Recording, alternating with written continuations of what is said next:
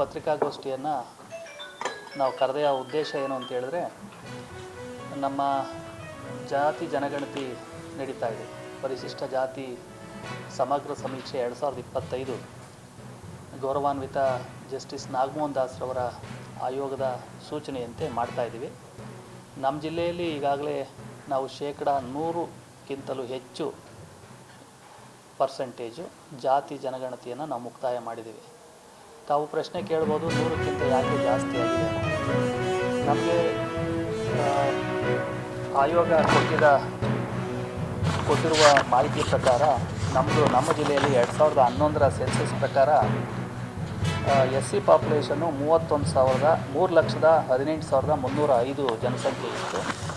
ಆದರೆ ಈಗ ನಾವು ಜಾತಿ ಜನಗಣತಿ ಮಾಡಿದ್ಮೇಲೆ 3,29,064 ಇದೆ. ಅಂದರೆ ಕುಟುಂಬಗಳ ಸಂಖ್ಯೆ ಜಾಸ್ತಿ ಆಗಿದೆ.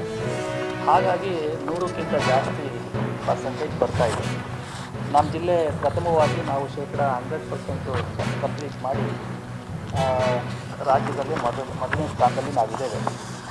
ಇದುವರೆಗೂ ಕೂಡ 5/5/2025ಕ್ಕೆ ಜಾತಿ ಜನಗಣತಿ ಶುರುವಾಗಿ 25/5/2025ವರೆಗೂ ಮನೆಗೆ ಭೇಟಿ ಕಾರ್ಯಕ್ರಮ ಇದೆ. 25 ಅಂದರೆ ನಾಳೆವರೆಗೂ ಕೂಡ ಇದೆ, ಅಂದರೆ ಭಾನುವಾರ ಸಂಜೆವರೆಗೂ ಕೂಡ ಇದೆ. ಆದರೆ ನಾವೀಗಾಗಲೇ ಮುಗಿಸಿದ್ದೇವೆ.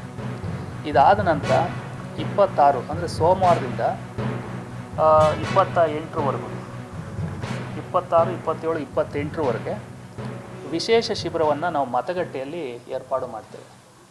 ಈಗಲೂ ಕೂಡ ನಾವು ಸರ್ವೆಯನ್ನು ಮಾಡಿರ್ತಕ್ಕಂಥದ್ದು ನಮ್ಮ ಮತದಾರರ ಪಟ್ಟಿಯನ್ನು ಇಟ್ಕೊಂಡು ಆ ಮತದಾರರ ಪಟ್ಟಿಯ ಪ್ರಕಾರ ಪ್ರತಿ ಮನೆಗೆ ಭೇಟಿ ಮಾಡಿ ನಮ್ಮ ಜಾತಿ ಜನಗಣತಿ ಹೇಗೆ ಮಾಡ್ತೀವಲ್ಲ ಅದೇ ರೀತಿ ನಾವು ಮಾಡಿದ್ದೇವೆ.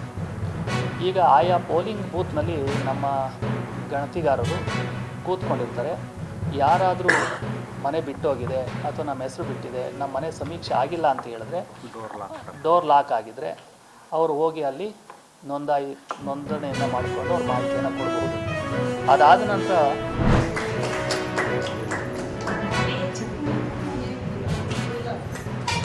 ವ್ಯಾಯಾಮ